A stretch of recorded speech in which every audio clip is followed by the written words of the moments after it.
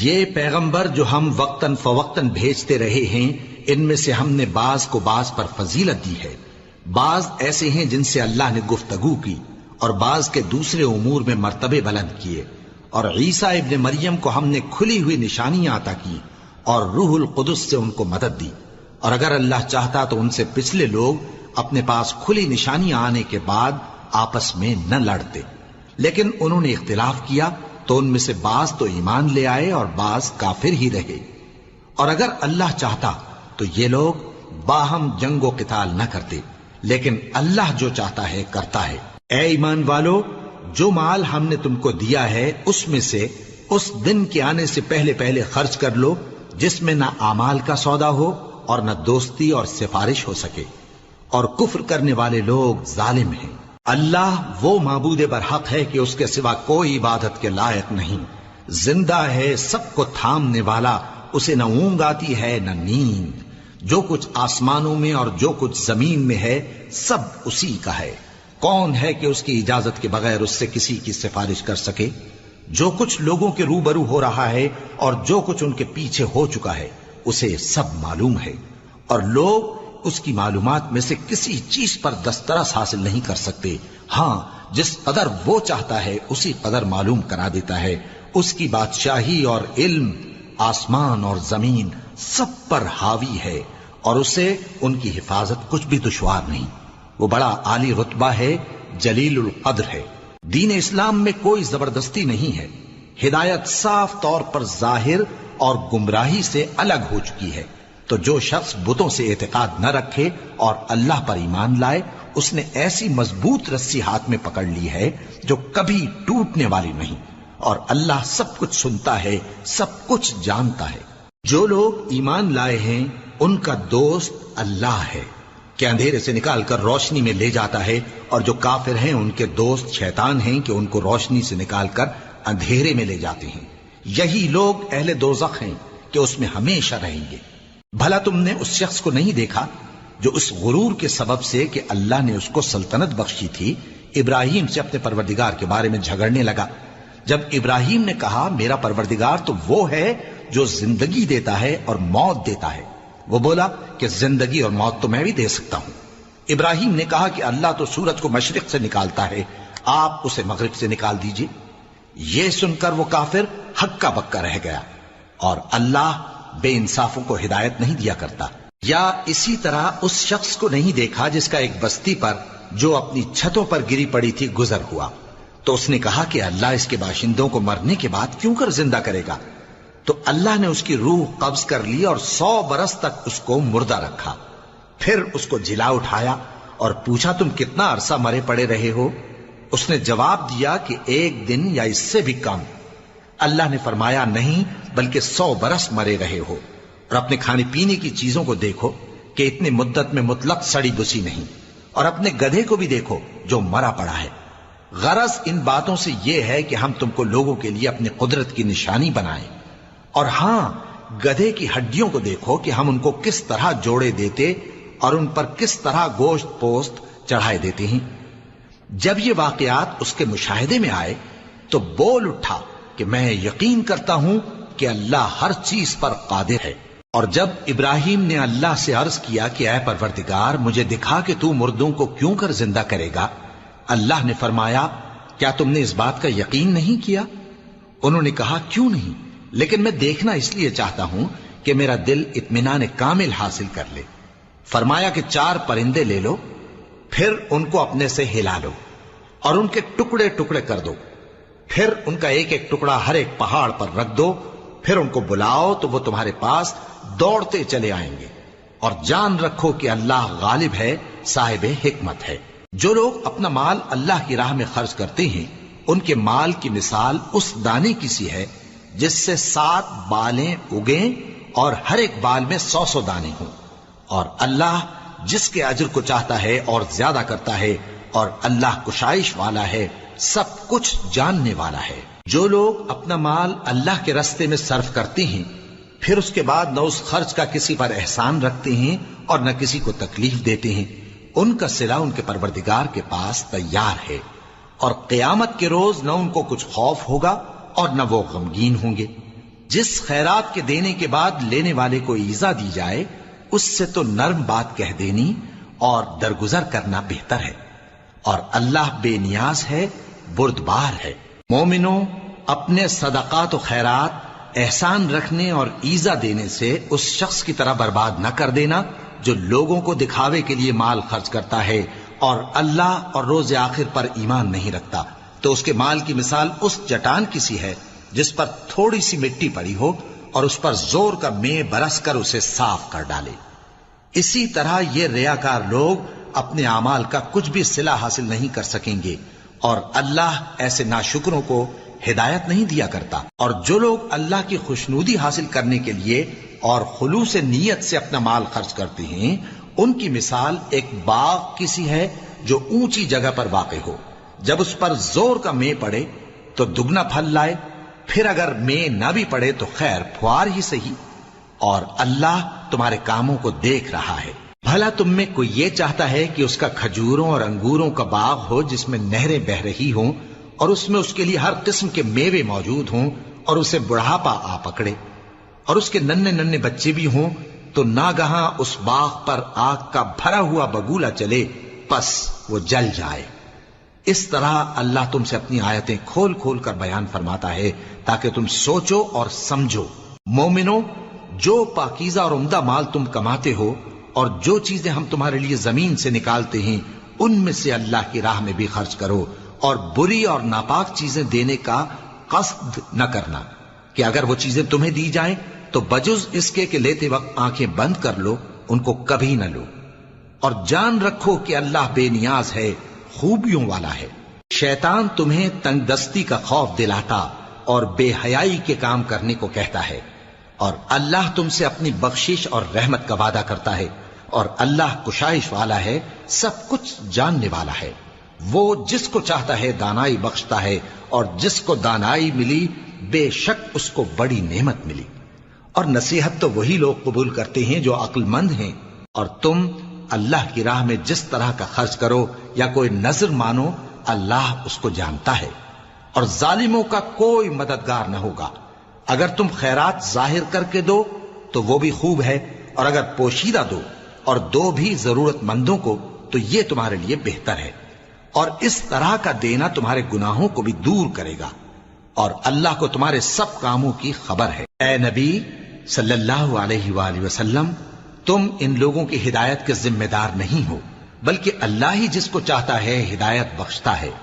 اور مومنو، تم جو مال خرچ کرو گے تو اس کا فائدہ تم ہی کو ہے، اور تم تو جو خرچ کرو گے اللہ کی خوشنودی کے لیے کرو گے، اور جو مال تم خرچ کرو گے وہ تمہیں پورا پورا دے دیا جائے گا اور تمہارا کچھ نقصان نہیں کیا جائے گا۔ اور ہاں، تم جو خرچ کرو گے تو ان حاجت مندوں کے لیے جو اللہ کی راہ میں رکے بیٹھے ہیں اور ملک میں کسی طرف جانے کی طاقت نہیں رکھتے اور مانگنے سے آر رکھتے ہیں، یہاں تک کہ نہ مانگنے کی وجہ سے ناواقف شخص ان کو تونگر خیال کرتا ہے،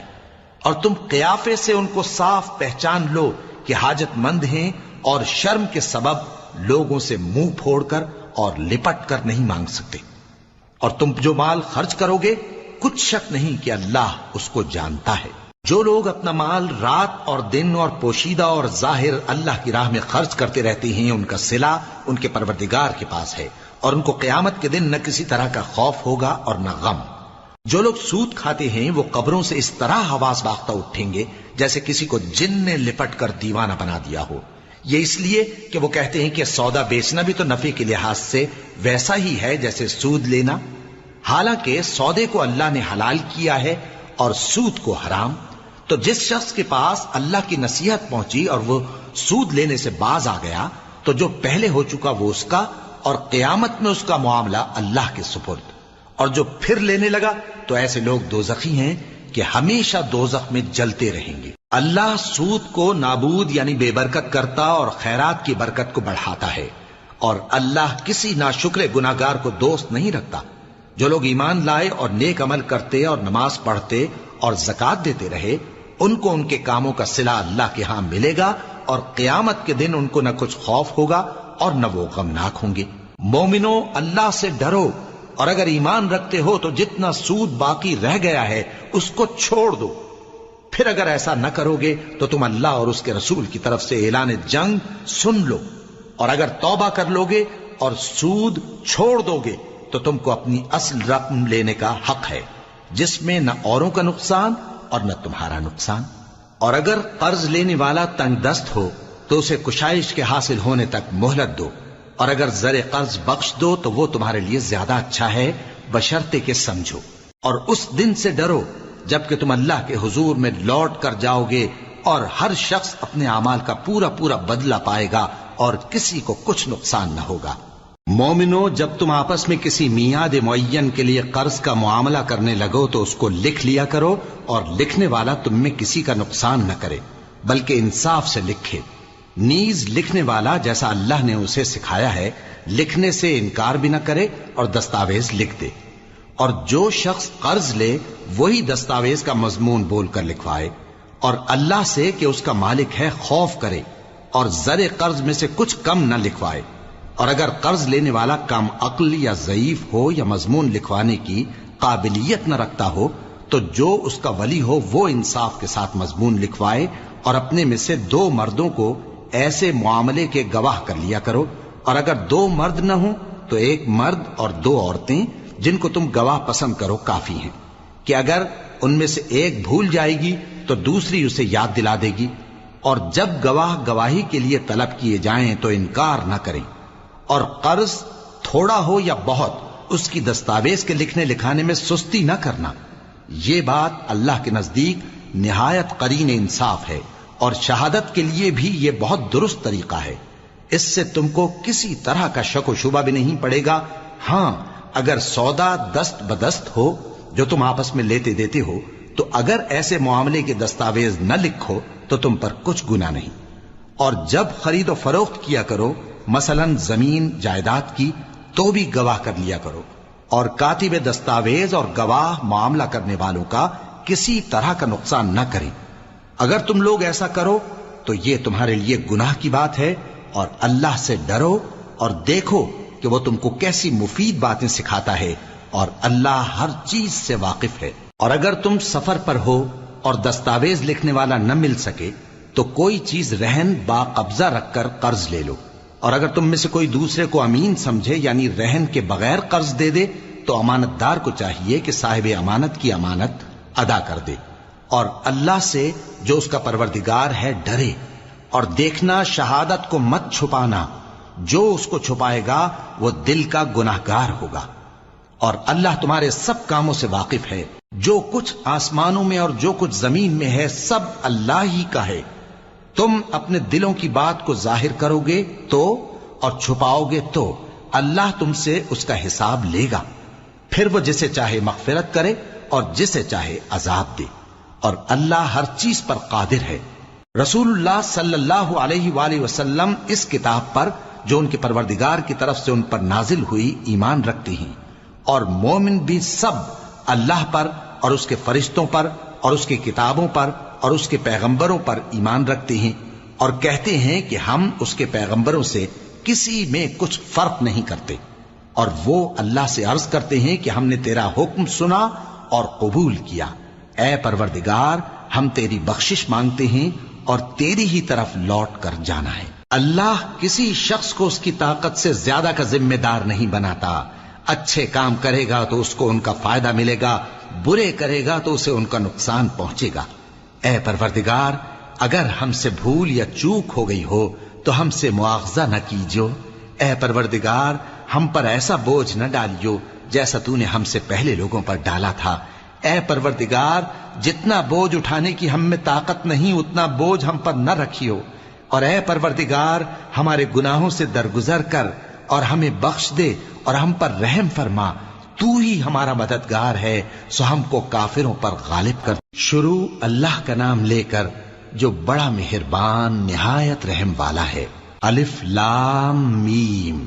اللہ جو معبود برحق ہے، اس کے سوا کوئی عبادت کے لائق نہیں، زندہ ہے، سب کو تھامنے والا۔ اس نے اے نبی تم پر سچی کتاب نازل کی جو پہلی آسمانی کتابوں کی تصدیق کرتی ہے، اور اسی نے تورات اور انجیل نازل کی تھی۔ یہ 2 کتابیں اس نے پہلے نازل کی تھیں لوگوں کی ہدایت کے لیے، اور پھر قرآن جو حق اور باطل کو الگ الگ کر دینے والا ہے نازل کیا۔ جو لوگ اللہ کی آیتوں کا انکار کرتے ہیں ان کو سخت عذاب ہوگا، اور اللہ زبردست ہے، بدلہ لینے والا ہے۔ اللہ ایسا خبیر و بصیر ہے کہ کوئی چیز اس سے پوشیدہ نہیں، نہ زمین میں اور نہ آسمان میں۔ وہی تو ہے جو ماں کے پیٹ میں جیسی چاہتا ہے تمہاری صورتیں بناتا ہے، اس غالب حکمت والے کے سوا کوئی عبادت کے لائق نہیں۔ اے پیغمبر، وہی تو ہے جس نے تم پر یہ کتاب نازل کی جس کی بعض آیتیں محکم ہیں اور وہی اصل کتاب ہیں، اور بعض دوسری متشابہ ہیں۔ تو جن لوگوں کے دلوں میں کجی ہے وہ متشابہات کا اتباع کرتے ہیں تاکہ فتنہ برپا کریں اور مراد اصلی کا پتہ لگائیں، حالانکہ مراد اصلی اللہ کے سوا کوئی نہیں جانتا۔ اور جو لوگ علم میں گہری نظر رکھتے ہیں وہ یہ کہتے ہیں کہ ہم ان پر ایمان لائے، یہ سب آیات ہمارے پروردگار کی طرف سے ہیں،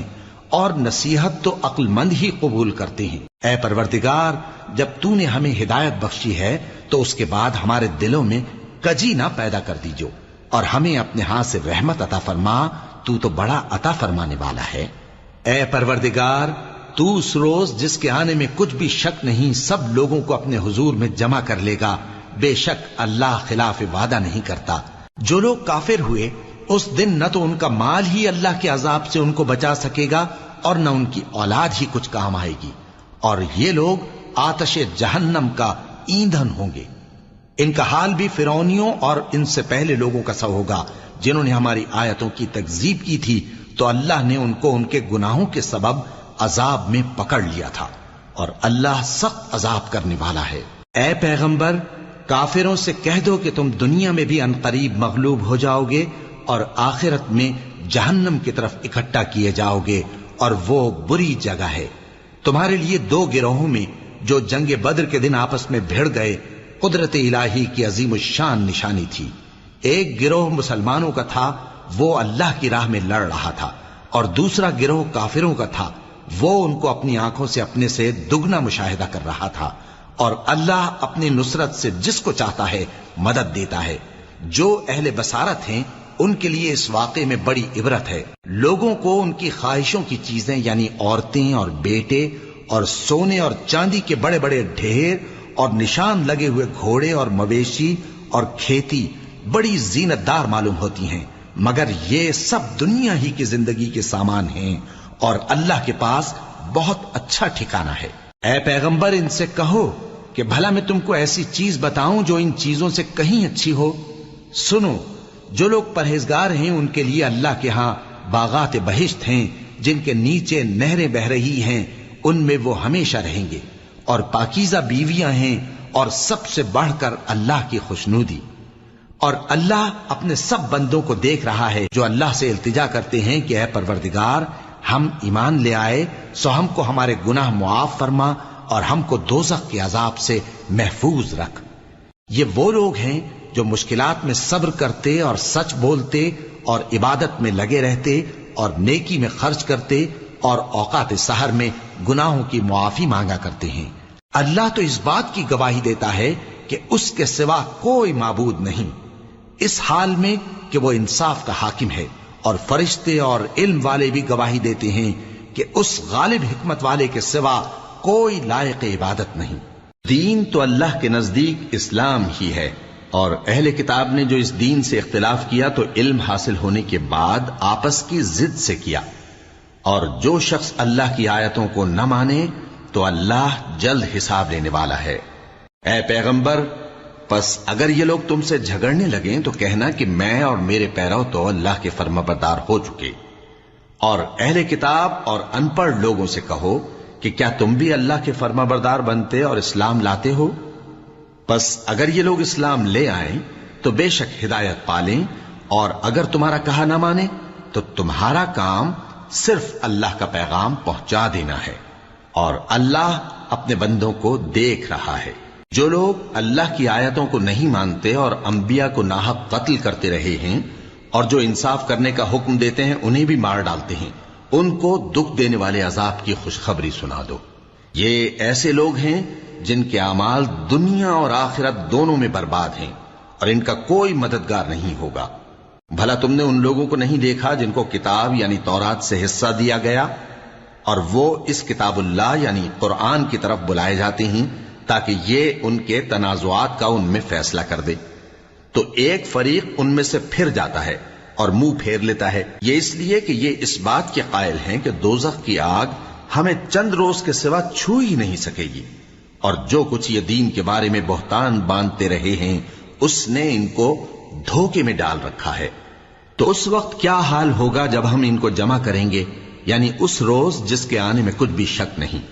اور ہر نفس اپنے اعمال کا پورا پورا بدلہ پائے گا اور ان پر ظلم نہیں کیا جائے گا۔ کہو کہ اے اللہ، اے بادشاہی کے مالک، تو جس کو چاہے بادشاہی بخشے اور جس سے چاہے بادشاہی چھین لے، اور جس کو چاہے عزت دے اور جسے چاہے ذلیل کرے۔ ہر طرح کی بھلائی تیرے ہی ہاتھ ہے اور بے شک تو ہر چیز پر قادر ہے۔ تو ہی رات کو دن میں داخل کرتا اور تو ہی دن کو رات میں داخل کرتا ہے، تو ہی بے جان سے جاندار پیدا کرتا ہے اور تو ہی جاندار سے بے جان پیدا کرتا ہے، اور تو ہی جس کو چاہتا ہے بے حساب رزق بخشتا ہے۔ مومنوں کو چاہیے کہ مومنوں کے سوا کافروں کو دوست نہ بنائیں، اور جو ایسا کرے گا اس سے اللہ کا کچھ عہد نہیں۔ ہاں، اگر اس طریق سے تم ان کے شر سے بچاؤ کی صورت پیدا کرو تو مذائقہ نہیں، اور اللہ تم کو اپنے غضب سے ڈراتا ہے اور اللہ ہی کی طرف تم کو لوٹ کر جانا ہے۔ اے پیغمبر، لوگوں سے کہہ دو کہ کوئی بات تم اپنے دلوں میں مخفی رکھو یا اسے ظاہر کرو، اللہ اس کو جانتا ہے، اور جو کچھ آسمانوں میں اور جو کچھ زمین میں ہے اس کو سب کی خبر ہے، اور وہ ہر چیز پر قادر ہے۔ جس دن ہر شخص اپنی کی ہوئی نیکی کو موجود پا لے گا اور اپنی برائی کو بھی دیکھ لے گا تو آرزو کرے گا کہ اے کاش اس میں اور اس برائی میں دور کی مسافت ہو جاتی، اور اللہ تم کو اپنے غضب سے ڈراتا ہے اور اللہ اپنے بندوں پر نہایت مہربان ہے۔ اے پیغمبر، لوگوں سے کہہ دو کہ اگر تم اللہ کو دوست رکھتے ہو تو میری پیروی کرو، اللہ بھی تمہیں دوست رکھے گا اور تمہارے گناہ معاف کر دے گا، اور اللہ بخشنے والا ہے، مہربان ہے۔ کہہ دو کہ اللہ اور اس کے رسول کا حکم مانو، پس اگر وہ نہ مانے تو اللہ بھی کافروں کو دوست نہیں رکھتا۔ اللہ نے آدم اور نوح اور خاندان ابراہیم اور خاندان عمران کو تمام جہان کے لوگوں میں سے منتخب فرمایا تھا، ان میں سے بعض کی اولاد تھے، اور اللہ سننے والا ہے، جاننے والا ہے۔ وہ وقت یاد کرنے کے لائق ہے جب عمران کی بیوی نے کہا کہ اے پروردگار، جو بچہ میرے پیٹ میں ہے میں اس کو تیری نظر کرتی ہوں، اسے دنیا کے کاموں سے آزاد رکھوں گی، تو اسے میری طرف سے قبول فرما، تو تو سننے والا ہے، جاننے والا ہے۔ پھر جب ان کے ہاں بچہ پیدا ہوا تو کہنے لگی کہ پروردگار، میرے تو لڑکی ہوئی ہے، جبکہ اللہ خوب جانتا تھا جو ان کے ہاں ولادت ہوئی تھی، اور نہ ہوتا لڑکا مانند اس لڑکی کے، اور کہنے لگی میں نے اس کا نام مریم رکھا ہے، اور میں اس کو اور اس کی اولاد کو شیطان مردود سے تیری پناہ میں دیتی ہوں۔ تو اس کے پروردگار نے اس کو پسندیدگی کے ساتھ قبول فرمایا اور اسے اچھی طرح پرورش کیا، اور زکریا کو اس کا کفیل بنایا۔ زکریا جب کبھی عبادت گاہ میں اس کے پاس جاتے تو اس کے پاس کھانا پاتے۔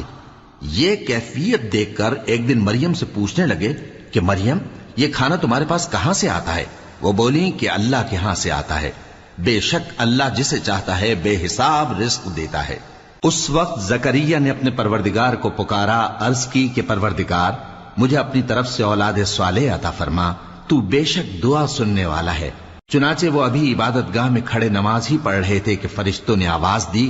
کہ زکریا، اللہ تمہیں یحییٰ کی بشارت دیتا ہے، جو کلمۃ اللہ یعنی عیسیٰ کی تصدیق کریں گے اور سردار ہوں گے اور عورتوں سے رغبت نہ رکھنے والے، اور ایک پیغمبر یعنی نیکوکاروں میں ہوں گے۔ زکریا نے کہا، اے پروردگار، میرے ہاں لڑکا کیوں کر پیدا ہوگا کہ میں تو بڈھا ہو گیا ہوں اور میری بیوی بانجھ ہے۔ فرمایا، اسی طرح اللہ جو چاہتا ہے کرتا ہے۔ زکریا نے کہا کہ پروردگار، میرے لیے کوئی نشانی مقرر فرما دے۔ فرمایا، تمہاری نشانی یہ ہے کہ تم لوگوں سے 3 دن اشارے کے سوا بات نہ کر سکو گے،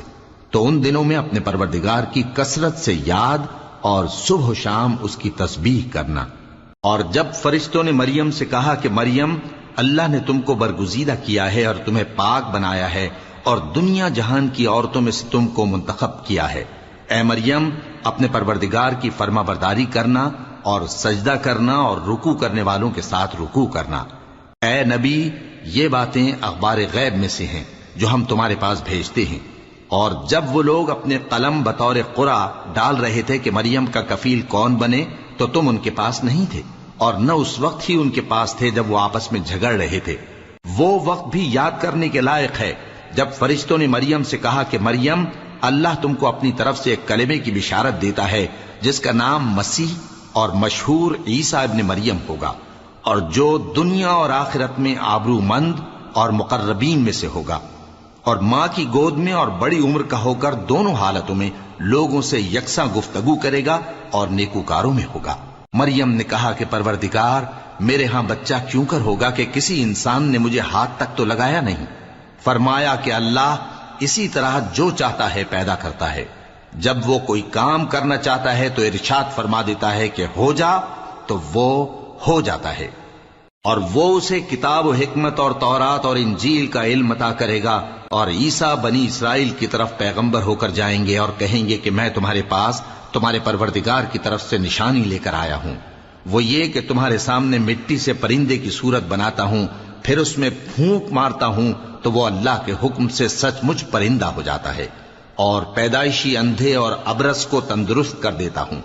اور اللہ کے حکم سے مردوں کو زندہ کر دیتا ہوں، اور جو کچھ تم کھا کر آتے ہو اور جو اپنے گھروں میں جمع کر رکھتے ہو سب تم کو بتا دیتا ہوں۔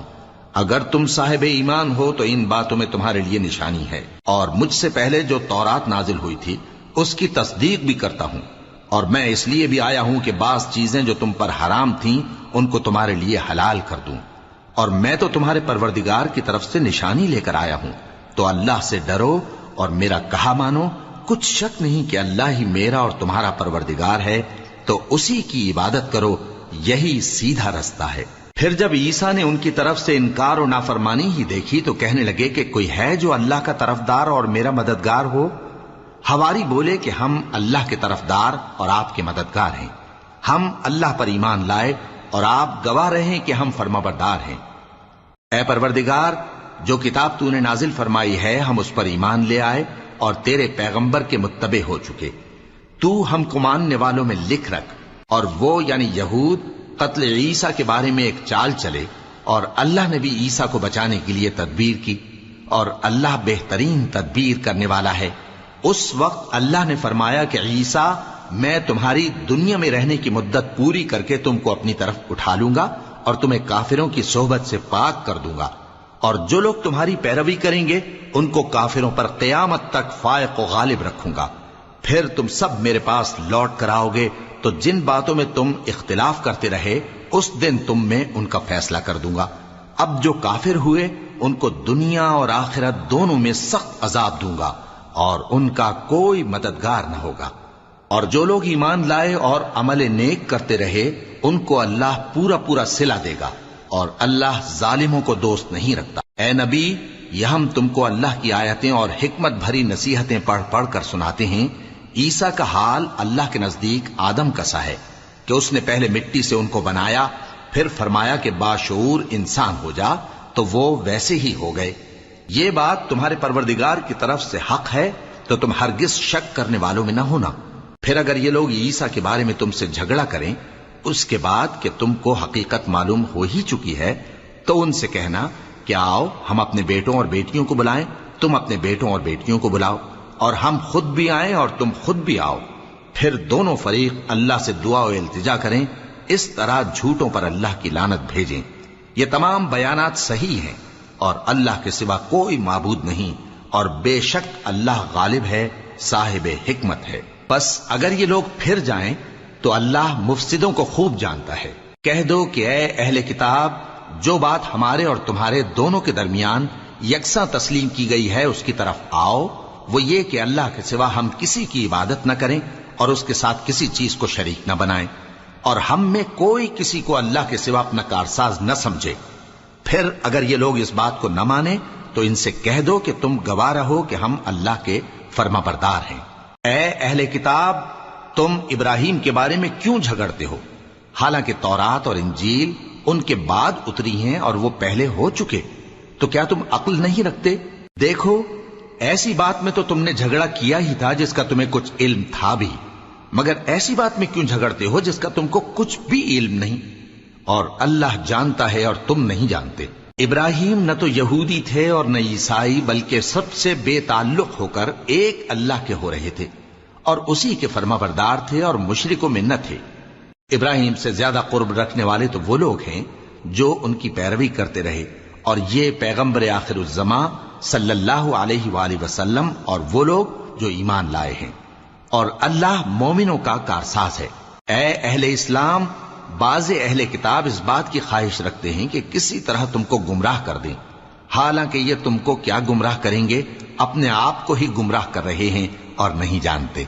اے اہل کتاب، تم اللہ کی آیتوں سے کیوں انکار کرتے ہو اور تم تورات کو مانتے تو ہو؟ اے اہل کتاب، تم سچ کو جھوٹ کے ساتھ خلط ملط کیوں کرتے ہو اور حق کو کیوں چھپاتے ہو جبکہ تم جانتے بھی ہو؟ اور اہل کتاب کا ایک گروہ اپنے آدمیوں سے کہتا ہے کہ جو کتاب مومنوں پر نازل ہوئی ہے اس پر دن کے شروع میں تو ایمان لے آیا کرو اور اس کے آخر میں انکار کر دیا کرو، تاکہ وہ اسلام سے برگشتہ ہو جائیں اور اپنے دین کے پیروں کے سوا کسی اور کی بات کا یقین نہ کر لینا۔ اے پیغمبر، کہہ دو کہ ہدایت تو اللہ ہی کی ہدایت ہے۔ وہ یہ بھی کہتے ہیں، یہ بھی نہ ماننا کہ جو چیز تم کو ملی ہے ویسی کسی اور کو بھی مل سکتی ہے، ورنہ وہ تم پر تمہارے رب کے روبرو حجت قائم کر دیں گے۔ اے پیغمبر، کہہ دو کہ بزرگی اللہ ہی کے ہاتھ میں ہے، وہ جسے چاہتا ہے دیتا ہے، اور اللہ کشائش والا ہے، علم والا ہے۔ وہ اپنی رحمت سے جس کو چاہتا ہے خاص کر لیتا ہے، اور اللہ بڑے فضل کا مالک ہے۔ اور اہل کتاب میں سے کوئی تو ایسا ہے کہ اگر تم اس کے پاس دیناروں کا ڈھیر امانت رکھ دو تو تم کو فوراً واپس دے دے، اور کوئی اس طرح کا ہے کہ اگر اس کے پاس 1 دینار بھی امانت رکھو تو جب تک اس کے سر پر ہر وقت کھڑے نہ رہو تمہیں دے ہی نہیں۔ یہ اس لیے کہ وہ کہتے ہیں کہ امیوں کے بارے میں ہم سے مواخذہ نہیں ہوگا۔ یہ اللہ پر محض جھوٹ بولتے ہیں اور اس بات کو جانتے بھی ہیں۔ ہاں، کیوں نہیں؟ جو شخص اپنے اقرار کو پورا کرے اور پرہیزگار بنا رہے تو اللہ بھی پرہیزگاروں کو دوست رکھتا ہے۔ جو لوگ اللہ کے اقراروں اور اپنی قسموں کو بیچ ڈالتے ہیں اور ان کے عوض تھوڑی سی قیمت حاصل کرتے ہیں، ان کا آخرت میں کچھ حصہ نہیں۔ ان سے اللہ نہ تو کلام کرے گا اور نہ قیامت کے روز ان کی طرف دیکھے گا، اور نہ ان کو پاک کرے گا، اور ان کو دکھ دینے والا عذاب ہوگا۔ اور ان اہل کتاب میں بعض ایسے ہیں کہ کتاب یعنی تورات کو زبان مروڑ مروڑ کر پڑھتے ہیں تاکہ تم سمجھو کہ جو کچھ وہ پڑھتے ہیں کتاب میں سے ہے، حالانکہ وہ کتاب میں سے نہیں ہوتا، اور کہتے ہیں کہ وہ اللہ کی طرف سے نازل ہوا ہے، حالانکہ وہ اللہ کی طرف سے نہیں ہوتا، اور اللہ پر جھوٹ بولتے ہیں اور یہ بات جانتے بھی ہیں۔ کسی آدمی کو شایع نہیں کہ اللہ اسے کتاب اور حکومت اور نبوت عطا فرمائے، پھر وہ لوگوں سے کہے کہ اللہ کو چھوڑ کر میرے بندے ہو جاؤ، بلکہ اس کو یہ کہنا چاہیے کہ اے اہل کتاب، تم ربانی ہو جاؤ، کیونکہ تم کتاب کی تعلیم بھی دیتے ہو اور کیونکہ پڑھتے پڑھاتے رہتے ہو۔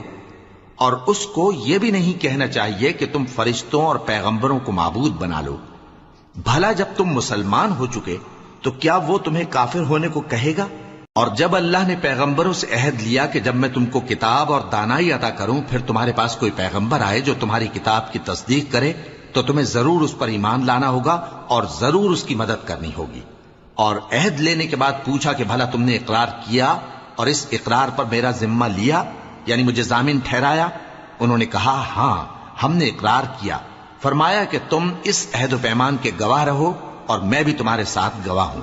اب جو لوگ اس کے بعد پھر جائیں تو وہی بد کردار ہیں۔ پھر کیا یہ کافر اللہ کے دین کے سوا کسی اور دین کے طالب ہیں؟ حالانکہ سب اہل آسمان و زمین خوشی یا ناخوشی سے اللہ کے فرما بردار ہیں اور اسی کی طرف لوٹ کر جانے والے ہیں۔ کہو کہ ہم اللہ پر ایمان لائے اور جو کتاب ہم پر نازل ہوئی اور جو صحیفے ابراہیم اور اسماعیل اور اسحاق اور یعقوب اور ان کی اولاد پر اترے، اور جو کتابیں موسیٰ اور عیسیٰ اور دوسرے انبیاء کو پروردگار کی طرف سے ملیں، سب پر ایمان لائے۔ ہم ان پیغمبروں میں سے کسی میں کچھ فرق نہیں کرتے، اور ہم اسی اللہ کے فرما بردار ہیں۔ اور جو شخص اسلام کے سوا کسی اور دین کا طالب ہوگا وہ اس سے ہرگز قبول نہیں کیا جائے گا، اور ایسا شخص آخرت میں نقصان اٹھانے والوں میں ہوگا۔ اللہ ایسے لوگوں کو کیوں کر ہدایت دے جو ایمان لانے کے بعد کافر ہو گئے اور پہلے اس بات کی گواہی دے چکے کہ یہ پیغمبر برحق ہے اور ان کے پاس دلائل بھی آ گئے، اور اللہ بے انصافوں کو ہدایت نہیں دیتا۔ ان لوگوں کی سزا یہ ہے کہ ان پر اللہ کی اور فرشتوں کی اور انسانوں کی سب کی لعنت ہے، ہمیشہ اس لعنت میں گرفتار رہیں گے۔ ان سے نہ تو عذاب ہلکا کیا جائے گا اور نہ انہیں مہلت دی جائے گی۔ ہاں، جنہوں نے اس کے بعد توبہ کی اور اپنی حالت درست کر لی تو اللہ بخشنے والا مہربان ہے۔ جو لوگ ایمان لانے کے بعد کافر ہو گئے پھر کفر میں بڑھتے گئے، ایسوں کی توبہ ہرگز قبول نہیں ہوگی اور یہ لوگ گمراہ ہیں۔ جو لوگ کافر ہوئے اور کفر ہی کی حالت میں مر گئے، وہ اگر نجات حاصل کرنی چاہیں اور بدلے میں زمین بھر سونا دیں تو ہرگز قبول نہیں کیا جائے گا۔ ان لوگوں کو دکھ دینے والا عذاب ہوگا اور ان کا کوئی مددگار نہیں ہوگا۔